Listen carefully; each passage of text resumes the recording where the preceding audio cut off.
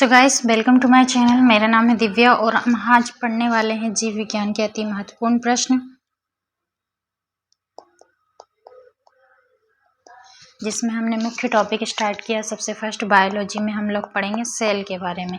जी हाँ, मैंने आपको सेल के बारे में डिटेल्स में पढ़ा दिया है। अब हम इसके क्वेश्चन करने वाले हैं, तो फटाफट आप लोग मेरे साथ जुड़ जाइए। और मेरी आपसे रिक्वेस्ट है कि यदि चैनल को सब्सक्राइब नहीं किया है तो प्लीज़ कृपया करके सब्सक्राइब जरूर करें, और वीडियो आपको पसंद आ रहा है तो उसको लाइक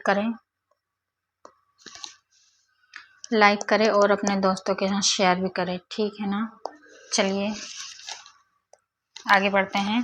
तो दोस्तों, आपके सामने पेश है सबसे फर्स्ट क्वेश्चन है कि सेल नाम जीव वैज्ञानिक ने सर्वप्रथम दिया था।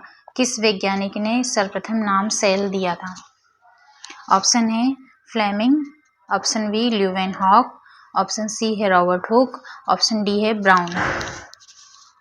प्रश्न को ध्यानपूर्वक पढ़े, चारों विकल्प पर ध्यानपूर्वक विचार करें थोड़ा सा, इसके बाद जवाब दीजिए। देखिए, इसका राइट आंसर हो जाएगा option number C, Robert Hooke. इनके द्वारा सबसे पहले सेल नाम दिया गया था। आपको बता दें कि 1665 ईस्वी में इन्होंने सर्वप्रथम सेल को जीवित सेल के रूप में देखा था, ठीक है ना। और इसके बाद आया था दो जर्मन वैज्ञानिक जो आए थे, जिन्होंने एम स्लाइडन, आपको बता दें एम स्लाइडन एवं स्वान जो थे, इन्होंने 1838 और 39 में कोशिका सिद्धांत का प्रतिपादन किया था। इसके अनुसार सभी जीवों का निर्माण कोशिकाओं से होता है, ठीक है ना। ये प्रतिपादन किसने दिया था? स्लाइडन एवं स्वान के द्वारा। और सबसे पहले 1605 ईस्वी में कोशिका की खोज की गई थी रॉबर्ट हुक के द्वारा, जिन्होंने क्या कहते हैं, बी का जो रहता है मधुमक्खी के छाते के समान संरचना देखी इन्होंने, जिसे जीवित कोशिका का इन्होंने नाम दिया। अगला प्रश्न है प्रश्न नंबर 2, कोशिका के बारे में निम्नलिखित में से कौन सा सही नहीं है? ऑप्शन ए है कोशिकाओं के आकार और आमाप विशिष्ट कार्य से संबंधित होते हैं। ऑप्शन बी, कुछ कोशिकाओं के बदलते आकार होते हैं। ऑप्शन सी है प्रत्येक कोशिका में निष्पादन की अपनी क्षमता होती है। ऑप्शन डी है सभी देह उत्तकों में एक ही प्रकार की कोशिकाएं विद्यमान होती हैं। कौन सा सही नहीं है ये बताना है आपको।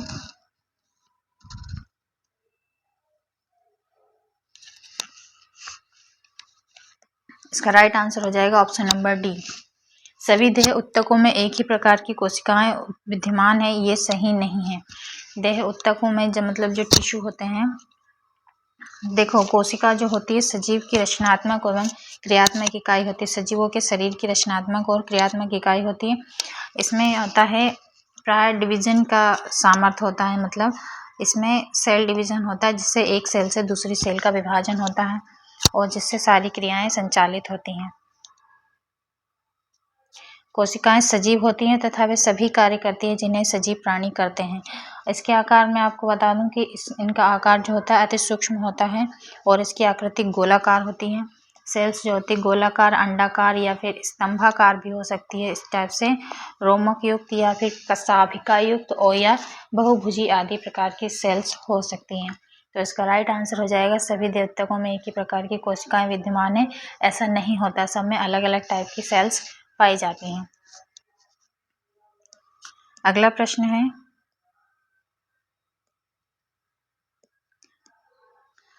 प्रश्न नंबर 3। क्वेश्चन नंबर 3 है कि निम्नलिखित में सबसे छोटी सेल है, सबसे छोटी कोशिका है mycoplasma. Option B amoeba, option C श्वेत रक्त कणिका, ऑप्शन डी है लाल रक्त कणिकाएं। सबसे छोटी कोशिका कौन सी है? टेट एग्जाम 2009 में पूछा गया प्रश्न है।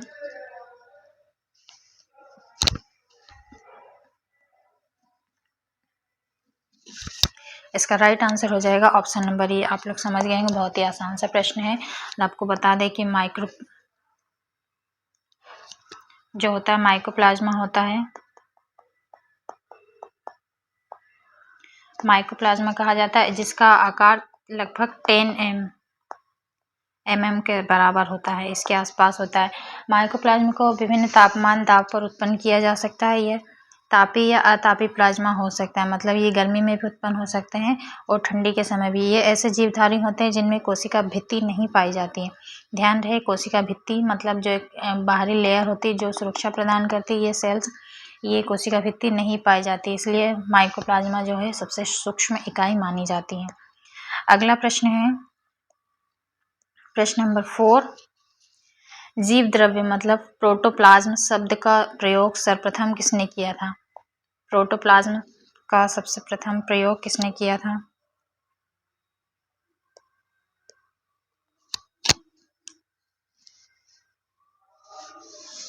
इसका राइट आंसर हो जाएगा ऑप्शन नंबर बी, पुरकेंजे।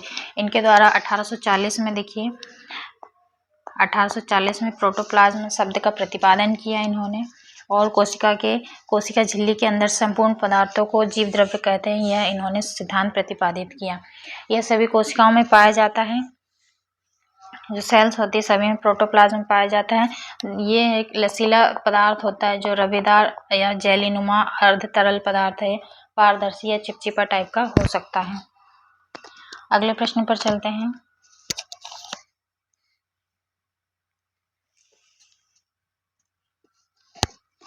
ये रहा प्रश्न नंबर 5। प्रश्न नंबर 5 कहता है कि जीव द्रव्य जीवन का भौतिक आधार है, यह किसका कथन है? ऑप्शन है Henry, option B Lamarck, option C है हैक्सले, ऑप्शन डी है ट्रेविनेरस।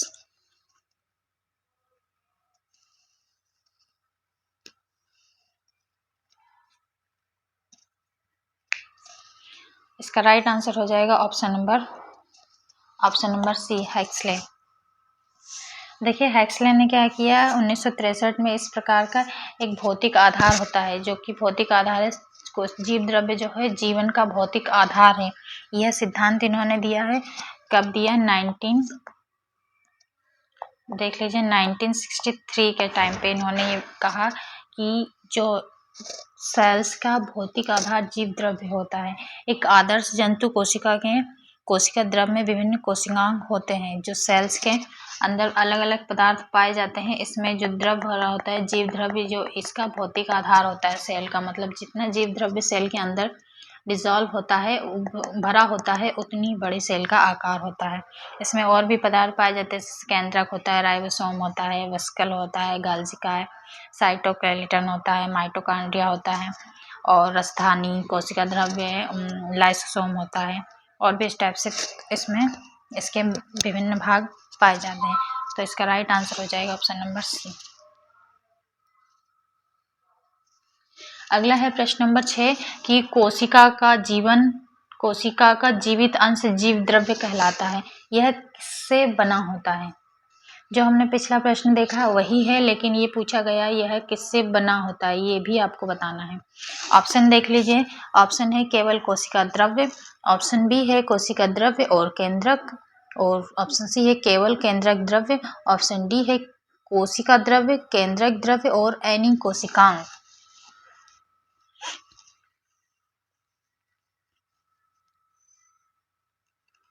तो इसका राइट आंसर हो जाएगा option number D. Option number D देखिए क्या कह रहा है कि इसमें कोशिका द्रव्य भी होता है, केंद्रक द्रव्य होता है और एनी कोशिकांग, इस टाइप से एनी कोई भी कोशिकांग होता है। देखो ये मैंने आपको पहले ही बताया कि एक अर्ध पारदर्शक चिपचिपा या तरल जीवित पदार्थ है, जो प्रत्येक कोशिका की कोशिका झिल्ली के अंदर पाया जाता है। दूसरी बात आपको बता दें कि रासायनिक दृष्टि से यह जीव द्रव्य कार्बनिक और अकार्बनिक दोनों पदार्थों का मिश्रण है। आपको केमिकली बता दें कि ये कार्बनिक भी होता है, ऑर्गेनिक भी होता है और अकार्बनिक भी होता है। इसके बाद आपको बता दें कि इसमें क्या होता है, इसका उपयोग सभी जीवों द्वारा ईंधन के रूप में किया जाता है। जैसे कि आपने अभी सेल्स में जो जीव द्रव्य पढ़ा, यह इसका कुल एनर्जी का सोर्स होता है एक प्रकार से, तो यह एक प्रकार से ईंधन के रूप में कार्य करता है। इसमें कार्बन होता है, हाइड्रोजन होता है, ऑक्सीजन, इन चीज़ों का यौगिक मिलकर बना होता है, जो कि आपको बता दें 1:2:1 के अनुपात में यह पाया जाता है। दूसरा आपको बता दें कि जीवित सेल्स है, इसके अंदर प्रोटीन जीव द्रव्य का अत्यधिक जटिल और सर्वाधिक कार्बनिक यौगिक होता है। इसके प्रोटीन द्वारा कोशिकाओं के अंगों का निर्माण होता है। ये प्रोटीन केंद्रक में न्यूक्लियन प्रोटीन के रूप में पाए जाते हैं, जो कि एंजाइम्स कहलाते हैं। इतना समझ में आया। चलिए अगले प्रश्न पर चलते हैं। प्रश्न नंबर 7 है। क्वेश्चन नंबर 7 है कि कौन सी रचना जंतु कोशिका को वनस्पति कोशिका से विभेदित करती है। मतलब प्लांट और एनिमल सेल के डिफरेंट का कारण क्या है? क्या राइबोसोम्स है, माइटोकॉन्ड्रिया है, सेंट्रीमियर है या सेंट्रियोल?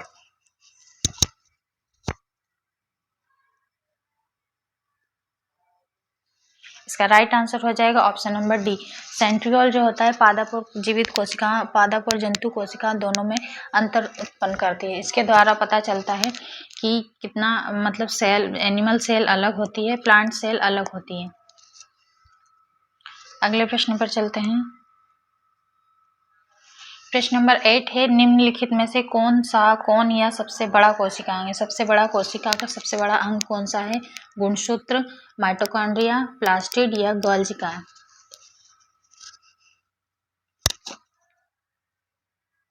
इसका राइट आंसर हो जाएगा option number C is the correct answer होगा, प्लास्टिड, जो कि लिपिड्स कहा जाता है इसे। इसके क्या होता है? डुअल मेम्ब्रेन ऑर्गेनेल्स होते हैं जो कि केवल पादप कोशिका में उपस्थित होते हैं। दूसरा आपको बता दें कि प्लास्टिड जो शब्द है इसका मतलब प्लास्टिड कहा गया इसको। इस शब्द का सबसे पहले प्रयोग किया था हेलेन के द्वारा, हैकेल के द्वारा हैकेल के द्वारा सबसे पहले इस शब्द का प्रयोग किया गया था और शिपमन ने प्लास्टिड को क्लोरोप्लास्ट नाम दिया था। देखो, जो इसकी खोज सबसे पहले की गई थी हैकेल के द्वारा खोज की गई थी। और दूसरी बात आपको कि इसको प्लास्टिड नाम मतलब क्लोरोप्लास्ट किसने नाम दिया था? तो वो नाम दिया था शिम्पर के द्वारा। शिम्पर, SHIMPSCHI, एक मिनट, SCHI, ठीक है ना, SCHIMPER, सिम्पर के द्वारा क्लोरोप्लास्ट नाम दिया गया। प्लास्टिड जो होते हैं 3 टाइप के होते हैं। प्लास्टिड जो होते हैं 3 टाइप के होते हैं, जो कि एक होता है फर्स्ट टाइप आपको बता दें, ये होता है ल्यूकोप्लास्ट होता है, एक तो होता है ल्यूकोप्लास्ट, दूसरा आएगा क्रोमोप्लास्ट,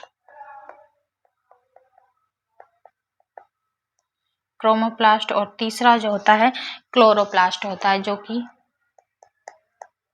क्लोरोप्लास्ट। ठीक है, ये 3 प्रकार के होते हैं प्लास्टिड, जो कि सबसे छोटा कोशिकांग जो होता है राइबोसोम, जिसका निर्माण कार्य केंद्रिका के द्वारा किया जाता है। सबसे बड़ा कोशिकांग जो होता है क्लोरोप्लास्ट हरित लवक होता है, तथा द्वितीय सबसे बड़ा क्लोरोप्लास्ट होता है माइटोकॉन्ड्रिया होता है। सबसे बड़ा प्लास्टिड होगा, दूसरा माइटोकॉन्ड्रिया होगा, सेल में सबसे बड़ा भाग। अगला है प्रश्न नंबर 9 है कि पादप कोशिकाओं का सबसे बाहरी आवरण कहलाता है। प्लांट सेल जैसे प्लांट सेल होती है, इसका सबसे बाहरी आवरण जो होता है क्या कहलाता है? ऑप्शन है कोशिका झिल्ली, ऑप्शन बी कोशिका भित्ति, ऑप्शन सी है टोनोप्लास्ट और ऑप्शन डी है अंतःप्रद्रवी जालिका।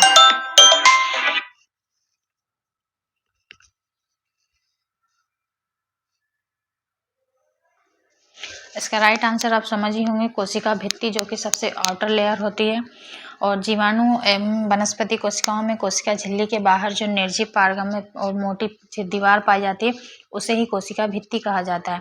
दूसरी चीज़ है कि वनस्पति कोशिकाओं में यह कोशिका झिल्ली के बाहर किंतु जीवाणु में स्लाइड परत के नीचे रहती है।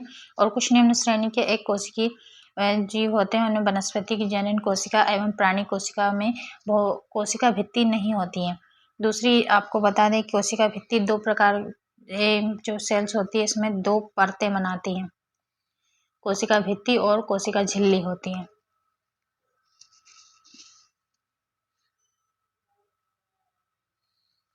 अगला है प्रश्न नंबर 10 है कि कोशिका भित्ति क्या है? कोशिका भित्ति पारगम्य है, अर्ध पारगम्य है, चयनात्मक पारगम्य है या अपारगम्य है?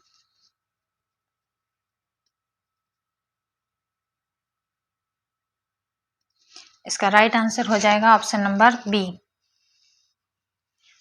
इसका राइट आंसर होगा ऑप्शन नंबर ए, पारगम्य होती है। कोशिका भित्ति जो होती है सेल वॉल सेल वॉल जो होती है पारगम्य झिल्ली होती है जो बाहरी आघात से बचाती है और यह कोशिका को एक निश्चित आकार भी प्रदान करती है।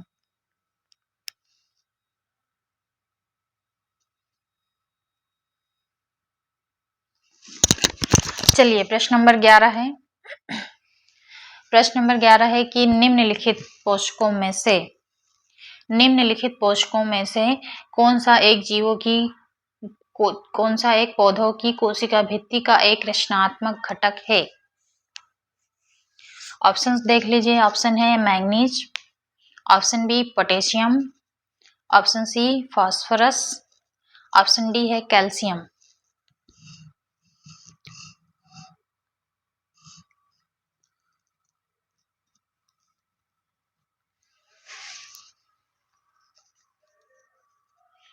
पौधों की कोशिका भित्ति का एक रचनात्मक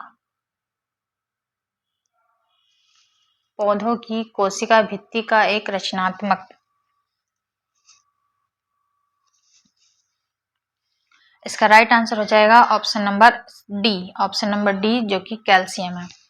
कैल्शियम क्या होता है? पौधों की कोशिका भित्ति का एक रचनात्मक घटक होता है और यह पैक्टिन नामक पदार्थ के साथ मिलकर पेक्टोड बनाता है। कैल्शियम पैक्टेट बनाता है। आपको बता दें कि पैक्टिन नामक पदार्थ होता है।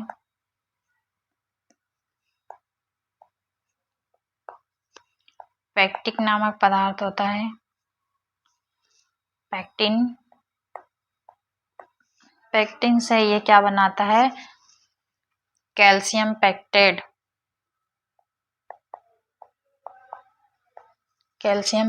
बनाता है जो कोशिका भित्ति को मजबूती प्रदान करता है। अगला है प्रश्न नंबर 12। क्वेश्चन नंबर 12 है कि निम्नलिखित में से क्या कोशिकाओं को एक निश्चित आकार प्रदान करता है। वही प्रश्न दोबारा आ गया है। इसका राइट आंसर हो जाएगा ऑप्शन नंबर सी झिल्ली जो कि सेल मेम्ब्रेन कही जाती है।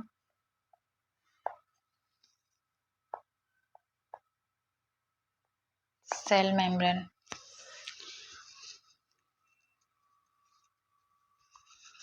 अगला है प्रश्न नंबर 13। क्वेश्चन नंबर 13 है कि कौन सा कोशिकांग केवल पादप कोशिकाओं में पाया जाता है। ऑप्शन देख लीजिए। कोशिका भित्ति, लवक, रिक्तिकाएं, उपयुक्त सभी।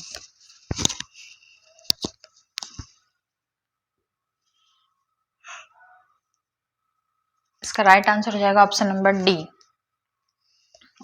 डी इज द करेक्ट होगा। पादप कोशिकाएं जो होती है प्लांट सेल होती है, इसमें कोशिका भित्ति भी पाई जाती है लेकिन एनिमल सेल में नहीं पाई जाती है। ये अंतर है एक प्रकार से प्लांट और एनिमल सेल के डिफरेंट में।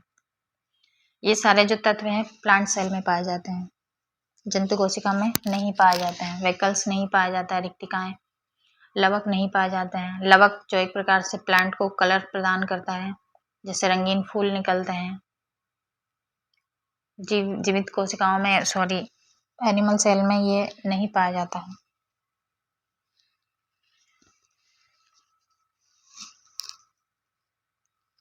अगला प्रश्न है प्रश्न नंबर 14। माइटोकॉन्ड्रिया की खोज किसने की। बहुत ही इजी सा लेकिन फैक्चुअल क्वेश्चन है। बताएं कृपया करके इसका राइट आंसर।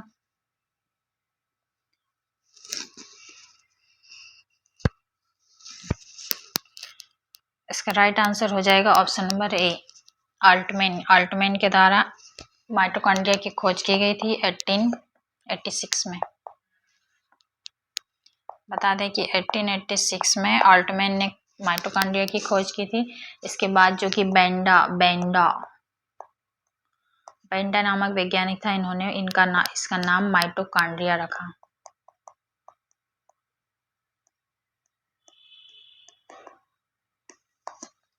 ठीक है, माइटोकॉन्ड्रिया नाम इन्होंने दिया बेंडा के द्वारा। अगला प्रश्न है कोशिका का ऊर्जागृह किसको कहा जाता है। सेम क्वेश्चन है। ऑप्शन है गाल्जी काय, option B nucleus, option C ribosome या ऑप्शन डी है माइटोकॉन्ड्रिया। ध्यानपूर्वक देखे जरा, कोशिका का ऊर्जागृह किसे कहा गया है।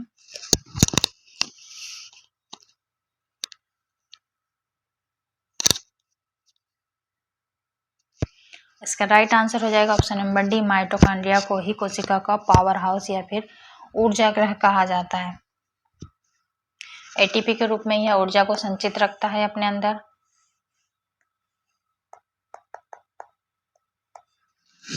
एटीपी के रूप में ऊर्जा को अपने अंदर संचित रखता है माइटोकॉन्ड्रिया। अगला प्रश्न है प्रश्न नंबर 16 कि यदि माइटोकॉन्ड्रिया काम करना बंद कर दे तो कोशिका में कौन सा कार्य नहीं हो पाएगा। ऑप्शन है भोजन का अपकरण, ऑप्शन बी भोजन का ऑक्सीकरण, ऑप्शन डी भोजन का पाचन, ऑप्शन सी भोजन का पाचन, ऑप्शन डी है भोजन का अवशोषण।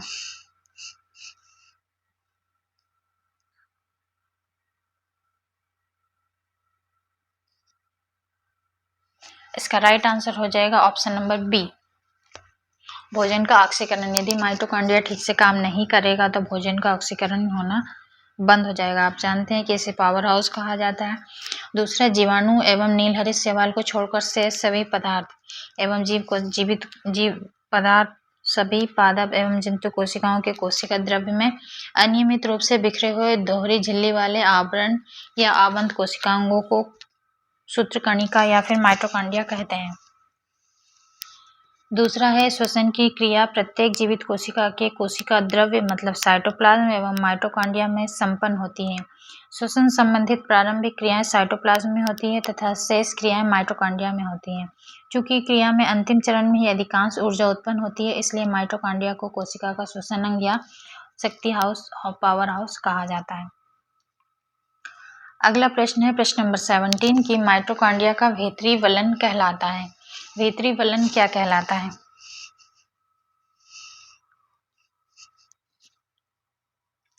इसका राइट आंसर हो जाएगा option number A, cristae. Cristae कहा जाता है माइटोकॉन्ड्रिया के भीतरी लेयर को।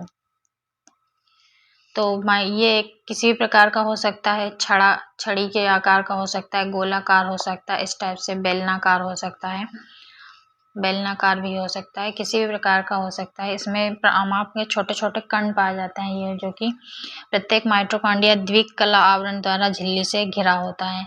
उसकी बाहरी झिल्ली सरंध्र होती है। सरंध्र जानते हैं, जैसे कि बाहरी झिल्ली में छेद होते हैं, ये वलन क्रिस्टी कहलाते हैं। और जो आभूषण के नग जड़ों के समान दिखाई देते हैं, जैसे कि एक इस टाइप से दिखाई देते हैं, ये जो वलन क्रिस्टी कहलाते हैं। अगला है प्रश्न नंबर 18 है कि माइटोकॉन्ड्रिया किसमें अनुपस्थित होता है।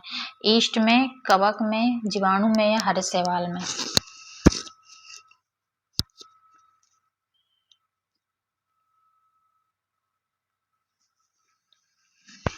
इसका राइट आंसर हो जाएगा ऑप्शन नंबर सी, जीवाणु। माइटोकॉन्ड्रिया क्या होता है, जीवाणुओं और स्तनधारियों के लाल रुधिर कोशिका में एब्सेंट होता है, आरबीसीज में एब्सेंट होता है। चलिए नेक्स्ट क्वेश्चन। क्वेश्चन 19 है कि माइटोकॉन्ड्रिया के किस भाग में एटीपी संश्लेषणकारी रासायनिक अभिक्रियाएं होती हैं। ऑप्शन देख लीजिए, बाह्य झिल्ली, ऑप्शन बी माइटोकॉन्ड्रिया के डीएनए, ऑप्शन सी है आंतरिक झिल्ली, ऑप्शन डी है मैट्रिक्स।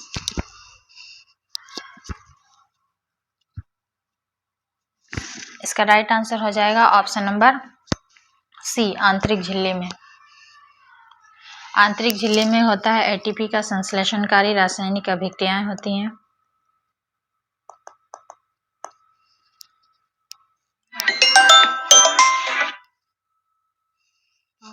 फूल लगाती है। चलिए प्रश्न नंबर 20 है एंड ये लास्ट क्वेश्चन होगा। इस क्लास का अंतिम प्रश्न है। इसके बाद अगले 21 नंबर से क्वेश्चन हम नेक्स्ट क्लास में करवाएंगे। तो इस प्रश्न को पढ़िए। इसका है कि निम्नलिखित में से किस कोशिका अंगक में डीएनए होता है, मतलब किस अंग का अपना स्वयं का डीएनए होता है। तो इसका राइट आंसर आपको बता दें, राइट आंसर हो जाएगा माइटोकॉन्ड्रिया। देखिए ये सब, इन सब का अपना ऊर्जा नहीं होता है, लेकिन माइटोकॉन्ड्रिया आप जानते हैं ये कोशिका का ऊर्जा गृह कहा जाता है। तो इसका अपना स्वयं का एटीपी में डीएनए होता है। तो दोस्तों आई होप कि आपको ये क्लास पसंद आई होगी। यदि आपको पसंद आती है तो वीडियो को लाइक ज़रूर करें और चैनल को सब्सक्राइब ज़रूर करें। और दूसरी चीज़ बता दें कि आपको इसी टाइप से इम्पोर्टेंट क्वेश्चन करवाए जाएंगे। और यदि आप किसी भी एग्ज़ाम्स की तैयारी करते हैं, चाहे किसी भी स्टेट एग्ज़ाम्स की या वनडे एग्ज़ाम की, सेंट्रल गवर्नमेंट की, जो भी आप तैयारी करते हैं, तो आप हमारी क्लास में ज़रूर आएँ और चैनल के साथ जुड़े। आपको इस क्लास में सभी प्रकार के क्वेश्चन मिलेंगे जो कि हम रिवीजन के तौर पे करवा रहे हैं। यदि आप चाहते हैं कि आपको डिटेल्स में पढ़ना है ये सब चीज़ें, तो हम आपको डिटेल्स में भी आपको पढ़ा सकते हैं। तो पहले आप क्वेश्चन रिवाइज करिए, जब आपके पास प्रश्न आएगा तभी आप उसका उत्तर ढूंढ पाएंगे। तो हमसे जुड़े रहिए और चैनल को सब्सक्राइब जरूर करिए और फिर मिलते हैं अगले वीडियो में। तब तक के लिए धन्यवाद।